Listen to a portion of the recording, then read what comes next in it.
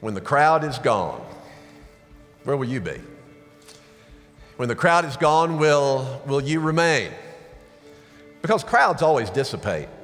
Whether you're talking about crowds, enthusiastic crowds at an athletic event, or whether you're talking about crowds that riot over social issues, crowds are not sustainable. They lose their synergy. They lose their focus, what it was for which they originally rallied and came together. Sadly, this is true even in church crowds.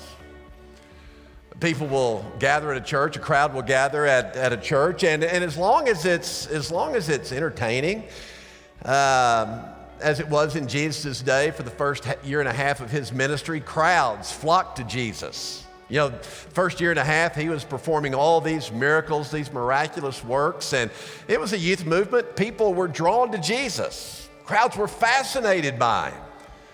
But the crowd soon dissipated. Last year and a half of Jesus' ministry, he started talking about suffering. He started talking about hardships in the life of faith. Speaking of himself, he said it was appointed unto the Son of Man to suffer and to die. And we see that as long as a message is entertaining, as long as we are not challenged, as long as faith comes easy, as long as the church is upholding a message that accommodates the lifestyle that I've already embraced, well, we will be part of the crowd. But we start being challenged. We start being stretched just a bit.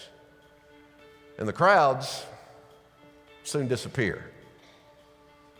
We have a classic example of this over in John's Gospel in chapter 6. Jesus has been speaking about eating his flesh, drinking his blood, which the Jews would even use against him. They said that these Christians are talking about cannibalism. They're endorsing cannibalism. All this talk about drinking blood and eating the flesh. Of course, that's metaphorical language for commitment, dedication, responsibility. But they're using it against Jesus. And in verse 60 it says, therefore many of his disciples, when they heard this, said, this is a difficult statement. Man, Jesus, we liked it better when you were entertaining us with your miracles. Man, that was a lot more fun than this. Now you're challenging us, and they found these words to be hard. This is a difficult statement. Who can listen to it? Then in verse 66, when you jump down there, it says, as a result of this, many of his disciples withdrew and were not walking with him anymore. A lot of the crowd disappeared. Those who before that sermon would have said, yeah, I'm a disciple of Jesus. A disciple just means learner, a student. Those in the crowd would have said, yeah, man, I'm a follower of Jesus. I'm a disciple.